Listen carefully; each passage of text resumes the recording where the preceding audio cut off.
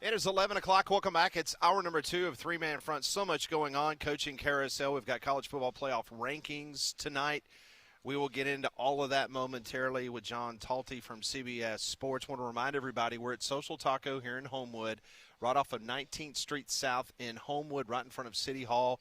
Conrad Van Order's out there in a Pilgrim outfit trying to get folks to stop off and give us some non-perishable goods, some food, so that we can give to those in need during this Thanksgiving holiday season. Yeah, any canned goods that you can give, any non-perishables, as Pat mentioned. But we're trying to feed some families, obviously, for Thanksgiving and hopefully beyond. So anything Thanksgiving related. But if it's a bag of rice, we will take anything. Absolutely. Monetary donations are also welcome. You can Venmo those to Conrad. We had over $1,000 that was donated yesterday, and that food has already been purchased, procured. So we're trying to load up a couple of more trucks at Conrad-Van Order there on Venmo. At Conrad and then hyphen Van Order on Venmo, and you can donate there, and we certainly appreciate anything that you can do. Absolutely. Joining us now on the Higginbotham Hotline from CBS Sports, CBSSports.com, John Talty joins us. And, John, this coaching carousel, especially in the SEC, it's going to be a wild next week or two. It's already been a couple wild weeks, but certainly as we come down the finish line here, it has the potential to be particularly chaotic, and we'll see what happens here. But yeah, I mean it's I think started spinning earlier than we've ever really seen it before, certainly to the magnitude of it, and there's just the potential for a lot of wildness down the stretch here in the coming weeks. John, we've been following these openings, of course, the one here in our state at Auburn, but around the SEC. But it's been relatively quiet, not a whole lot of buzz concerning that Penn State job. I do see that Missouri's Eli Drinkwitz is now the Vegas odds-on favorite, for whatever that's worth, to land the job in Happy Valley. What are you hearing about Penn State and potentially some guys that they're looking at, or maybe some guys that we haven't heard? Yeah, I mean, Drinkwitz is a name that has been mentioned, for that job. I have heard that. I've been told that Drinkwitz is interested. I think his preference, from what I've heard, is to stay more south rather than Penn State. But that's obviously a big job, and he's a name that's mentioned for a number of different jobs right now, including Auburn. I think Penn State is one that I think there is a lot of confusion around the industry about what exactly they're doing, which is probably why you haven't seen as many names. There were some obvious ones early on, including Matt Rule and Mike Elko. Those two guys, of course, have decided to, agree to extensions and raises at their current spots. We at CBS Sports, we wrote about the other day that, Brian Dable, the New York Giants recently fired head coach, is a name that's popped up there recently. From my understanding, there is mutual interest there. But this is one of those searches where, and I was telling someone this the other day, where at the end, we're either going to say, yep, it's kind of just as much of a mess as I think people think it is in this moment, or there's maybe been someone behind the scenes that they've been talking to that has not bubbled up to the kind of public industry conscious, and that will be, a surprise in a positive way. It's possible there could be some big name that we don't know about to this point, but as it stands right now, I think some of the other big jobs that are open, Auburn, Florida, LSU in particular, it's more straightforward from my understanding. Penn State seems to be a little bit more of a I don't really know what they're doing kind of sense right now.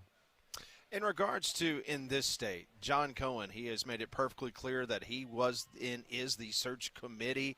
He's been very tight-lipped, very close to the vest in regards to what he's been doing behind the scenes. But some information has come out, and I know you have followed this program closely over the years. What is the very latest you can tell us, or the tea leaves from the Auburn on the Plains in regards to their next head coach? Yeah, there's a few names that have kind of separated themselves from the rest of the pack. Would start with John Summerall at Tulane, but I think, right now the top 3 or 4, in addition to Summerall, is you have interim head coach DJ Durkin, who does have some supporters amongst that booster base, and I think especially if he were to win the Iron Bowl against Alabama here in 2 weekends, I think there would be a push among some of those people for him to get it. We mentioned Drinkwitz earlier. He is a name that's popped up at Auburn. I know he has talked to Auburn multiple times at this point.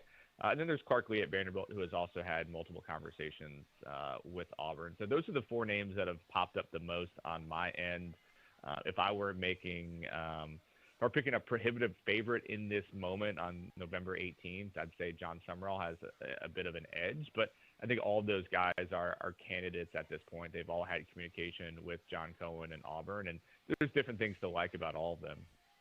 What is the timeline in your understanding? We heard it from John Cohen. We kind of briefly discussed it to open the show, but the timeline, because the domino effect, while John Cohen has he's talked to Summerall, he's talking to other candidates. I think it was my understanding he was going to talk to DJ Durkin about that job after the Iron Bowl, but let's just say Lane Kiffin is given an ultimatum by Ole Miss.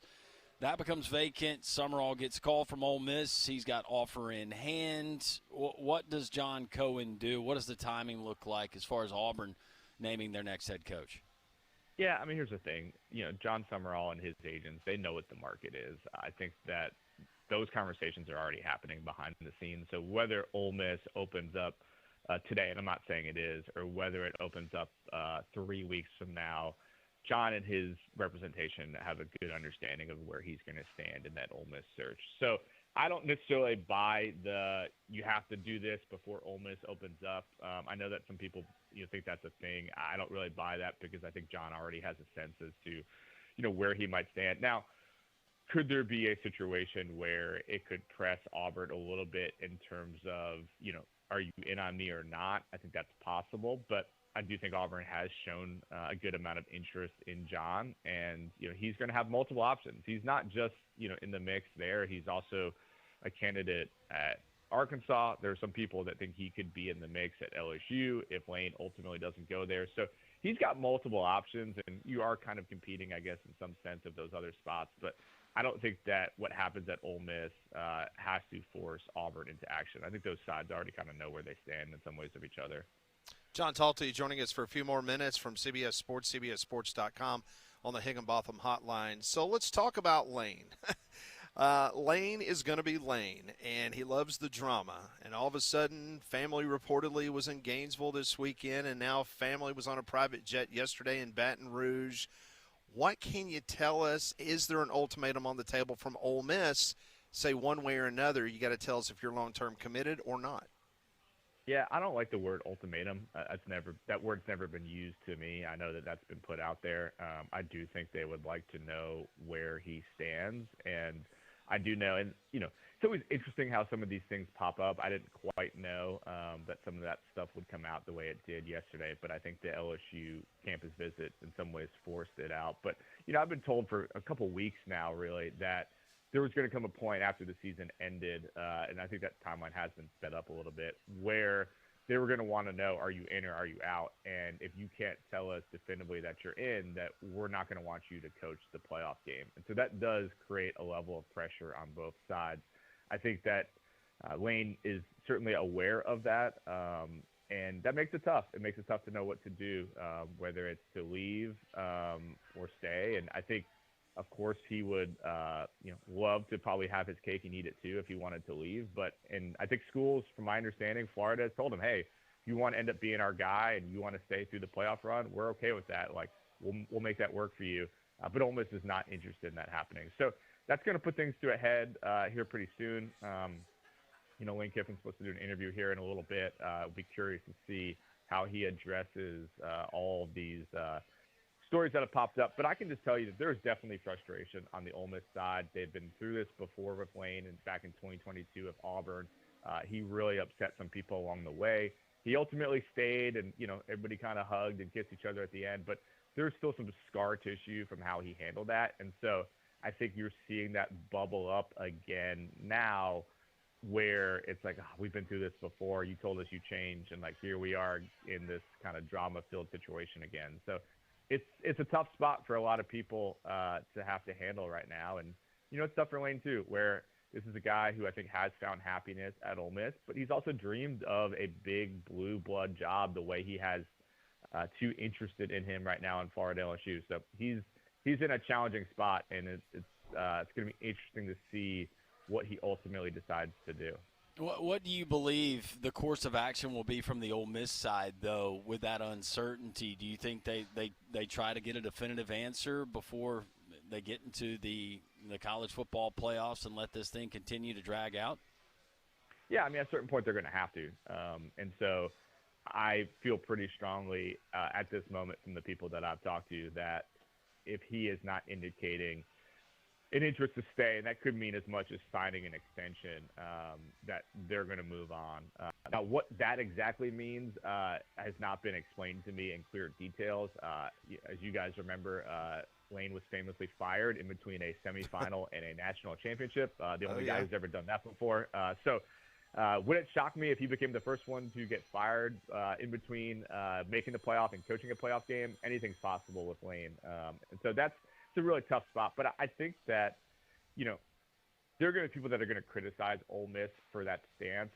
I've talked to plenty of people behind the scenes, including agents and others, who are kind of applauding Keith Carter, the Ole Miss AD, for standing up. That, like, you can't allow this to just hang over your program. At a certain point, you got to know, are you in or are you out? And so, it creates pressure. There's tension. Someone explained it to me the other day, like, this is a balloon that's getting squeezed harder and harder. And is it going to pop or can it keep going? I don't know if anyone quite knows that, but it's certainly going to come to a head, I think, sooner than later, the way that this keeps getting out there, especially, I think, with the campus visits that happened over the last couple of days. That is unprecedented. I was trying to talk to a lot of people yesterday whether anyone's ever seen that happen before. No one could come up with an idea.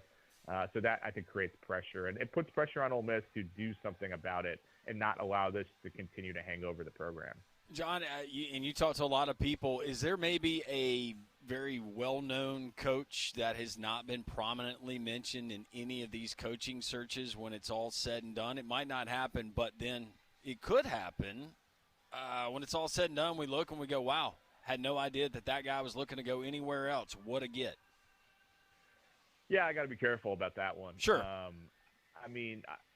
would probably hesitate to say much about it. I mean, I will just say, because this is out there a little bit, like, I will say that despite what he has said, there is still smoke about Lincoln Riley possibly leaving USC. That one has not gone away. It popped up. He addressed it. It has not gone away. But listen, I have heard other names, but if I say them on your show, it gets aggregated, and then I have to deal with that. So I understand that. I'll just leave it at that. No, we completely understand that. Absolutely. Final question for me, since we are kind of going around the SEC, what's Arkansas looking at now? Because I know that they felt like maybe they were in the mix for Franklin. Now Franklin's gone to Blacksburg. What are you hearing in Fayetteville?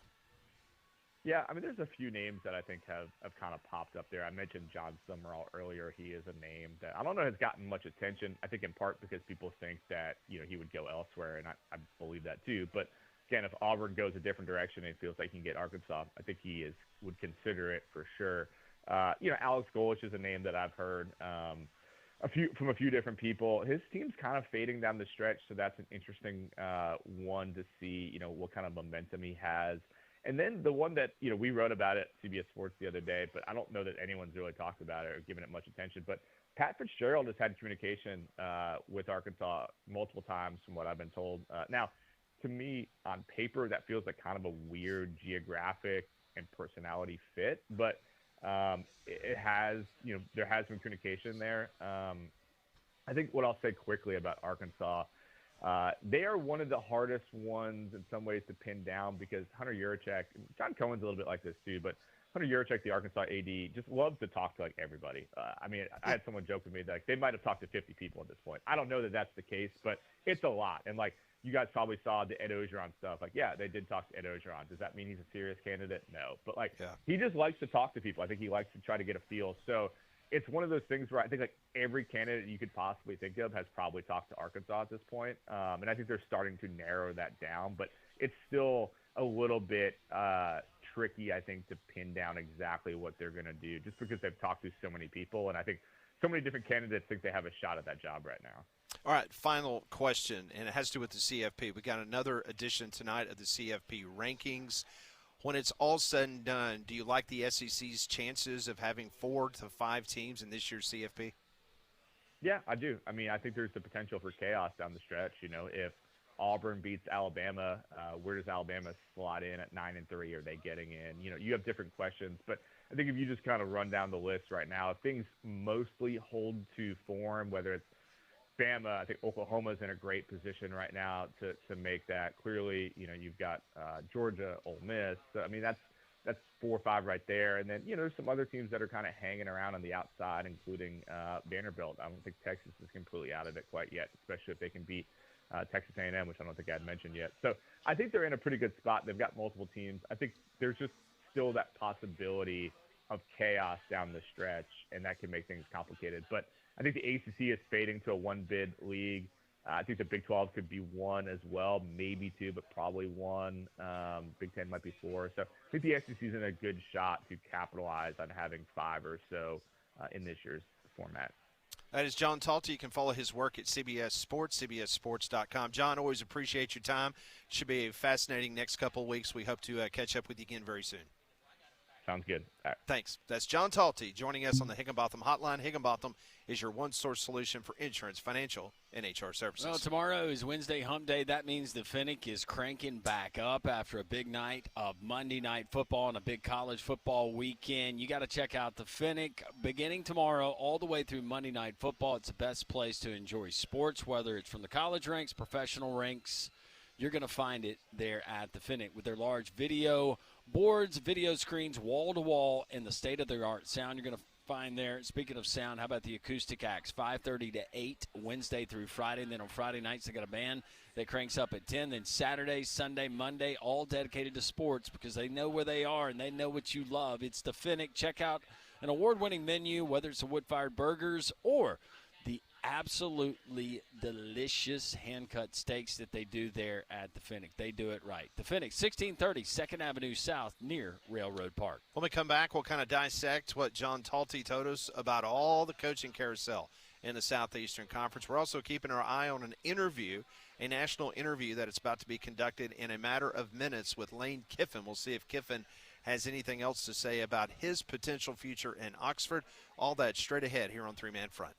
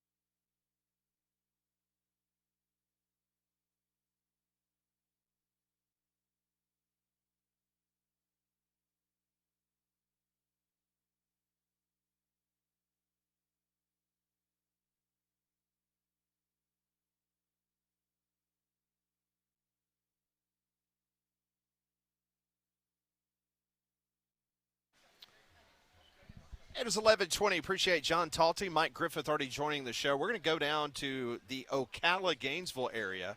Buddy Martin from Gator Bait, longtime columnist and writer that covers the Florida Gators. He's the one that broke the story that Florida was offering $13.5 million a year to Lane Kiffin a few weeks ago. We're going to get just an update from Buddy. Also at noon, Evie Van Pelt from the Rebel Walk. We're the Ole Miss side of things with this Lane Kiffin story.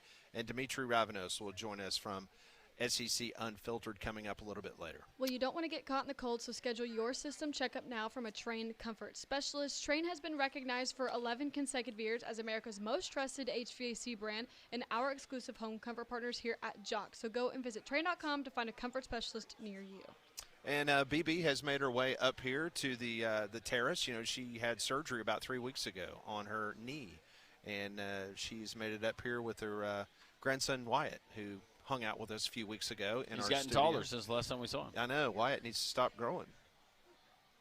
No, BB looks good. You're not going to keep BB down. No. Gringo's here. Yeah, Gringo's here. We got other folks that are outside. Jody Jody showed up. The painter of the stars. Look at Jody. I know. He's not painting enough. Look how he's dressed, and he's got his hair all nice like he likes it. Now keep in mind, Jody was in Talladega Nights. I know. He played the He was European part of the Perrier team. the Perrier crew. He looks like one of those guys. He looks like a French guy, doesn't he? He does. He's got some French characteristics to him.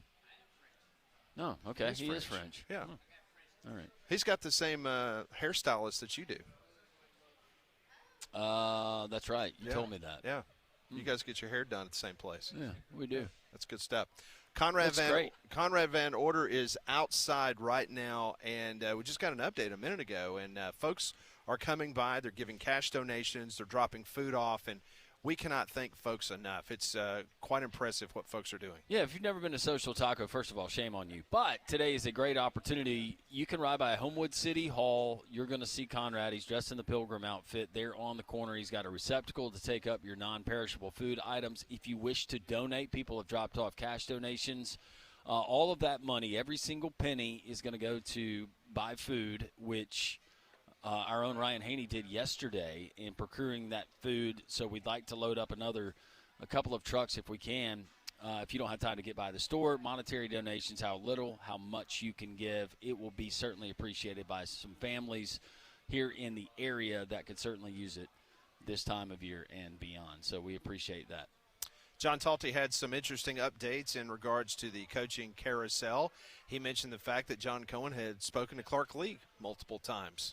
That's been one of the names that we've heard, along with Eli Drinkwitz and obviously John Summerall and DJ Durkin and maybe even Brent Key being in the mix. And if it's my understanding, and look, these guys, they change representation, but I think Summerall, Dillingham, Drinkwitz, maybe Lee are all represented by the Dowdle group, not the Jimmy Sexton group. They used to be with Dowdle group. CAA, but they left. Right. And I know that I think John Summerall used to be with CAA, but now he is with Dowdle. I think it's interesting the names we're hearing, not saying that John Cohen hasn't talked to someone who's represented by Jimmy Sexton, but all of those names, from my understanding and what I was told, they were represented by the same individual. Makes sense. He also mentioned the fact that Arkansas is kind of wide open. We heard yesterday that there's been up to 8 people that Hunter Yurchek has had a conversation with about the job. Well, and there's a lot of smoke around Kenny Dillingham at Arizona State.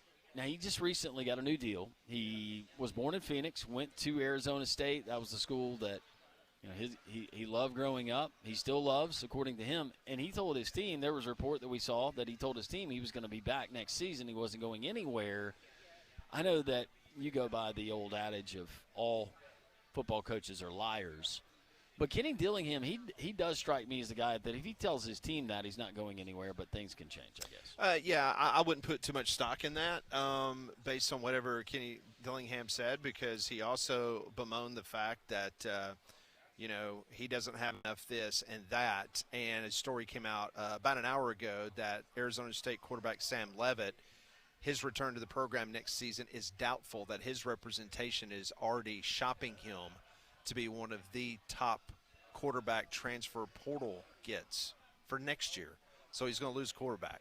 next year. Well, and could Dillingham be a guy that if Lane ultimately decides to go to Florida or he decides to stay where he is in Oxford, could that be a guy that LSU goes and gets? I could see Kenny Dillingham fitting in that LSU culture. Possibly. I think Kenny Dillingham, though, probably fits into most cultures because he's a young guy, he's energetic, the players love him, and he's on fire 24/7. So Lane Kiffin is scheduled to do a national interview in just a couple minutes. I understand that he's running late for that interview.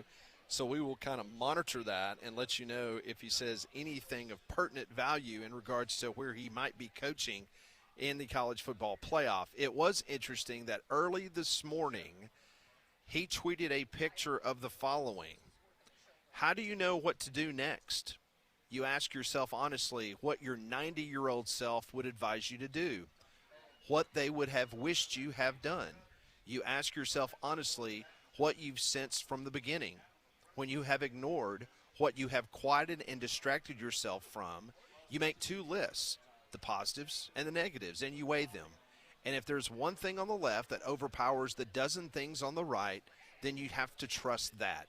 You ask yourself what path will make you more of the person you are meant to be. I'd be done with it if I'm an Ole Miss fan. This is what he tweeted a picture of this morning. And I guess they're used to it, but all of this is overshadowing what Ole Miss has done this year. And you can't enjoy it as an Ole Miss fan because now it appears that your coach is about to get poached or leave you for somebody else. And bad enough, it's not the NFL. It's teams that you've beaten in your own conference recently. I can tell you whether it's my sister that went to Ole Miss, her blowing me up over the weekend from people that I talked to in the Southeastern Conference that covers Ole Miss, the people that I talk to on a regular basis around the conference. Ole Miss is beyond done. Like, they would love for him to be able to stay there, but the way that this has played out, well, that story broke yesterday during the show, Pat. Yeah, and I had maintained that Lane was not going to go anywhere, but you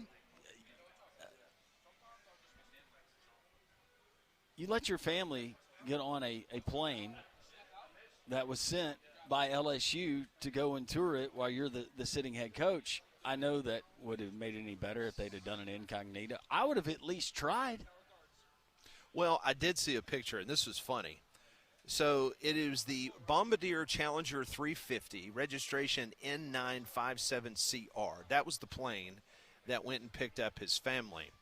So it's interesting because when they parked it in the hangar, they parked it halfway in so that the family could get off the plane so nobody could actually get a picture of who actually was there. Now, so they were trying. Now, there was an individual, I understand, that had gotten a picture earlier, and it was a very distant picture. You really couldn't make out who it was. Now, one of them did look like Knox. It looked like a younger individual. And then there looked like a blonde that had gotten off the plane. That might have been his daughter, might have been his ex-wife. I don't know. I don't know the family well enough to be able to tell you from 300 yards out with a blurry iPhone camera who that was. But the point being, they did try to be as discreet as possible because they pulled the plane into the hangar so that you wouldn't be able to see who boarded it or who got off the plane. Well, he's 50 years old.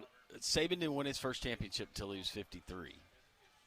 But you think Lane Kiffin has said, wow, what I've been able to do at Ole Miss, probably privately telling himself, I didn't think that I'd be able to do. What's the next chapter? What's the next challenge? Because we're not on money right now, right? I wouldn't think so. I think this is what he ultimately wants to do over the course of the next, 6 to 10 years? Did he always envision himself there at Florida? Maybe that goes back to that social media post that he had going through the pros and the cons and 90-year-old self and reflection and what I should do, what I shouldn't do. Robert Frost poem. Mm-hmm. Pretty much. That's where it is, but except this is a road that splits three ways. Yeah. When we come back, the man that broke the story weeks ago that Florida was willing to pay him $13.5 million. We'll get an update from Buddy Martin from Gator Bait. That's next on Three Man Front.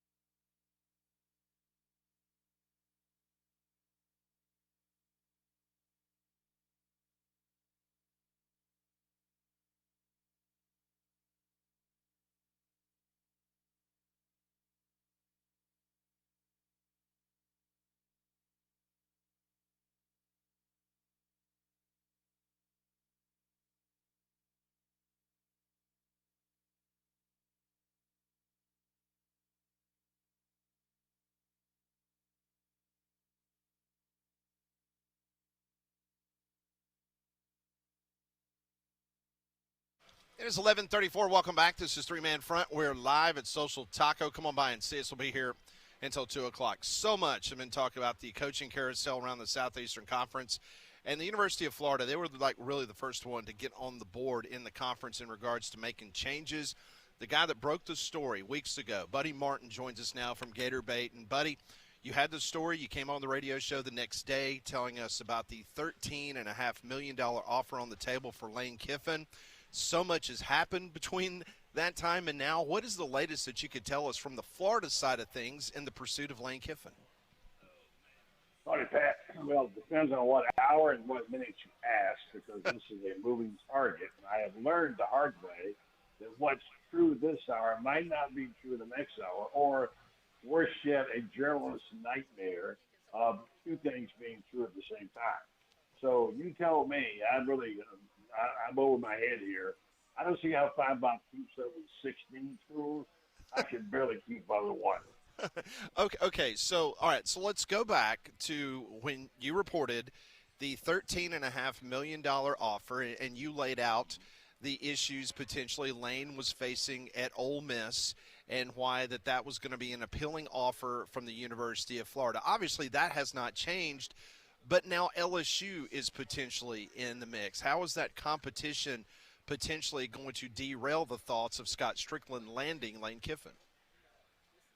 Very good question. What we're all trying to figure out, talking to my colleague this morning about that, St. Matthews, who's been saying from the jump that it was going to be Lane. He knows family members, etc.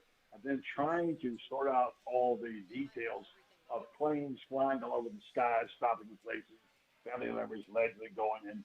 There are some good reporters who were saying those things, so I don't discount them. I've been out on that limb before, back in the days of Chip Kelly, when we reported Florida was going to New Hampshire to talk to him, and then suddenly, all of a sudden, you're a liar and you're wrong. But I think how it changed, Jimmy Sexton. Jimmy Sexton owed to be Jimmy Sexton, who, according to the latest, this is some of the information we have received. Again, I can't validate it all, really, almost any of it, except to say, consider the source, and these were good sources, that the new offer is $15 million a year, up to 10 years. You do the math on that one. That's eventually what Florida was prepared to offer, or did offer Lane Kiffin or Jimmy Sexton, which is off the coach. And now it's LSU's turn to table. If you've ever been at a poker table, I'm not a big gambler, but I know what all in means in high stakes. I know that when the guy's got a lot of chips on the other side and he pushes them all in, game on. And so Jimmy Sexton has lots of chips, and he's playing them. He's been told by Lane, I don't care about money. And he said, Lane, don't say that. Don't say that. You know. And the fact is that Lane doesn't care about money. So I have the scenario in my own mind, but I do not know what is going on, other than to say that this is the time of the life that what a person gets, and they have ultimate leverage. Lane Kiffin's got it. Florida wants him, and really, and LSU wants him, obviously, and Ole Miss wants him. And the worst part about that is if you don't get the top prize and you wind up with the second, no coach in America is going to appease Florida fans for not getting Lane Kiffin. So that's a tough deal that Scott Strickland has dealt. He's been dealt, but by the same token, that's why he gets paid all that money. And I don't know the answer to it, except to say that it's insane how much this story has taken over the lives of people and the internet and everything else with it. I don't ever recall a season like this in my life. I know, and I've been around a few centuries, as you know, where you had so many coaches fired so early in such a demand. Oh, to have been a football coach instead of a journalist. There's no question about that. I do remember one of those coaching searches that you were obviously reporting on and following very closely. And I remember when Urban Meyer had the option of either taking the Notre Dame job or the job in Gainesville. And he ultimately took the job in Gainesville, and history was made with what he was able to do with that program after Ron Zook did what he did to that program. Do you think ultimately it's going to come down to the ceiling for Lane Kiffin? Is it going to be Florida, or is it going to be potentially LSU? I'll be honest, I do not know. I do not know, but I can't say for sure it'll be Florida. But I know that Urban did it, and I'm going to have Urban on my show Thursday. He was just saying to the Hall of Fame, the College Football Hall of Fame. He's going to be on that show. We're going to talk. It's been 20 years, he reminded me, 20 years since he was hired at Florida. Wow. And the truth of that story is, if you really want to dig in deep, and I did put some of that in my book on Urban's Way, that he really did sort of take the Notre Dame job. He did sort of take it, sort of say yes. And then had second thoughts and called back and said, no, I'm going to go to Florida. And in the end, he said for him, it was this. It was, he could be home for dinner most nights a week in Gainesville because he could fly, short hop 200 or 300 miles and be back because there's so many great players, high school prospects, within a 300-mile radius of Gainesville. And that was the number one reason he took the Florida job and proved to be good for all concerned. So, yes, that was quite a time. But this is amazing. Listen, this is an amazing thing. The Chip Kelly story, which we also broke, which turned out not to be valid because Chip Kelly didn't sign the contract, although the contract was drawn up. And we were there at the airport to meet Scott Strickland's plane. We found out where it was and sort of bushwhacked him on the runway and said, hey, what's the deal here? And he's never forgotten that. But the Chip Kelly story, I mean, I get to this day, people telling me, say, well, you said he was the coach. I never said he was the coach. I said they were making him an offer. So here you go. Wait, it's such semantics. Right. And so much timing that you can be like a broken lock. You can be right and wrong. So this is what we're facing. And somebody's going to be get a prize winner, and somebody's going to have egg on their face. So, buddy, let's just play this out. I know this is purely speculative, but that's what we do in Sports Talk Radio. I got to ask you, if it's not Lane Kiffin, what other names are you hearing that potentially could be, I guess, the fallback candidates if Lane ultimately decides to either stay in Oxford or head off to Baton Rouge? Well, it's been a lot of them. Eli Drinkwitz is being one of them. And he's a good – I mean, there's nobody out there that could possibly be as good. And that is the dilemma that Florida faces right now, because they don't have a candidate that can measure up. And you can say that you want to, but second place is second place. You don't get that guy you want, it's going to be hard. Probably the one guy who might be, and I have heard, I don't know this, I've heard they've vetted him. I'm not sure if he's the right person. Might be Lincoln Riley. But why he would leave USC and come to Florida, I don't know. Maybe I don't know. He would be the guy. There's been others, a lot of other names I could name you 10 right now, but nobody that rings the bell here. Nobody that says, wow, look at this. We got our Steve Spurrier and Urban Meyer. It's pretty tough when you won the national championship 3 times, and you got to measure up to that guy. And I don't have that person. Lane Kiffin really is it. He's the grand prize. You don't get him, you go home with a consolation prize and teddy bear with him. That is Buddy Martin from Gator Bait, a longtime journalist, been covering the Florida Gators and the SEC for quite a while. Joins us here on Three Man Front. All right, so Buddy, I've got to ask you this in regards to the timing. Let's say that Kiffin is the guy, and let's say that Jimmy Sexton has given Scott Strickland the indication, hey, look, my client, he wants to be the Florida coach, but you know what? He's getting to the college football playoff. He really wants to coach his kids through January. Is that going to be a problem potentially from a time frame, or you think Scott Strickland said, look, if we've got our guy, we're completely cool with him coaching another team until he's ready to come to Gainesville? It's delicate, isn't that? Very delicate, because the other side of that coin is the Ole Miss fans. Right. And I wrote a story yesterday. My colleague Brendan put together stuff, cobbled together off the internet. The fact there's so much pushback now from Ole Miss, there is some Lane fatigue. There are people that said, look, let's just move on with this thing. If you don't want to come here, good riddance. Somebody's wrote a song, Goodbye and Good Riddance. Lane Kiffin, which is now you can do on AI. By the way, just to show you that not everything is real, Pat, I know you know this. The number, I'm told, and I've heard it, the number one country song right now on the charts is AI. Fake person, fake song. Oh, my. So everything, it's amazing what you can do. So we're looking at things saying, well, we don't know. We don't know. We haven't seen the video of him in Baton Rouge or Layla. We don't know. So it's really confusing to figure out. But, I'm with you. I'm just guessing like everybody else. And at this point in time, perhaps a more educated guess in some respects. I also know right now, don't believe anything or anybody unless you are cousins or something, because it's really hard to know. I know you must be. I know Fine Bob is getting hundreds of thousands of emails saying they saw him in Memphis, looking in the house. You've got them everywhere. They're all in it. And everybody wants to be right, wants to think they know something you don't know. Well, I don't know. I spent my life doing this. I don't know, and most people I know don't know.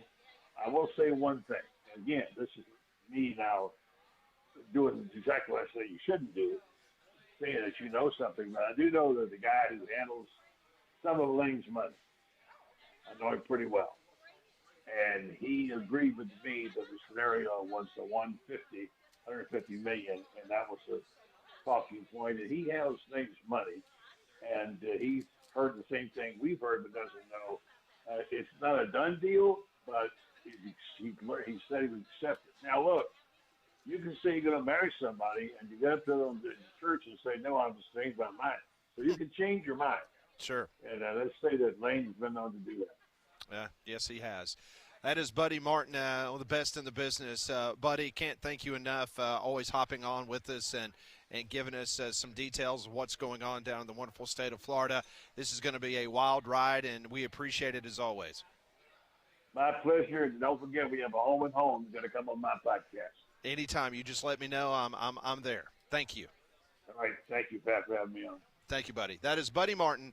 Joined us on the Higginbotham Hotline. Wow, just a great conversation about where things stand with Lane Kiffin and the University of Florida. We're not done with the theme of Lane. He's done this national interview, and I've been told it was a nothing burger. Zero. Nothing. We will get into that discussion. Evie Van Pelt from the Rebel Walk will join us at the top of the hour. We'll get her thoughts and predictions on what's going to happen with Lane Kiffin. That's all straight ahead. We're live at Social Taco here on Jocks.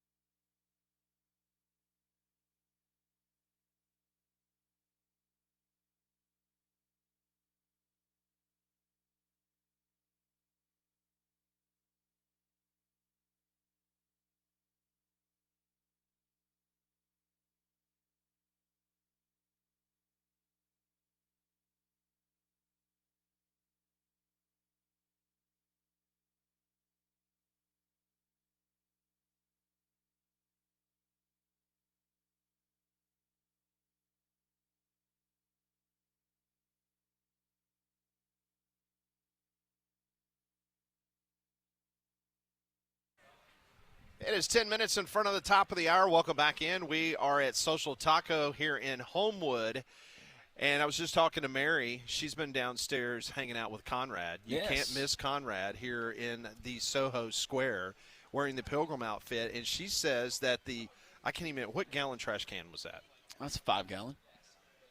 No, 55-gallon. I'm sorry. 55. Yeah, it's somewhere. It's already filled up. Oh, wow. Is it really? It is filled up, and Mary said that people are coming by and giving cash donations. Unbelievable. In lieu of giving It's actually very believable. No, it's Great fantastic. Jocks listeners, you always respond. Thank you for responding. But, yeah, Conrad is in his Pilgrim outfit there in front of City Hall here in Homewood. You can't miss it. It's right across from Dimitri's, Jack's, but right next to Social Taco. So if you can't come and join lunch here in the terrace, you can certainly drop off any non-perishables or any monetary donations, and we will continue to go and grab up food to distribute to these families that could sure use the help this holiday season. So we had up to $1,000 yesterday, and the food was already procured last night. Yeah. And as a matter of fact, it's sitting in Ryan Haney's office. I saw a picture of everything that's been purchased. And we're going to continue this up until 2 o'clock here at Social Taco. Then tomorrow, you and I will be broadcasting from our parking lot. We've never done that before.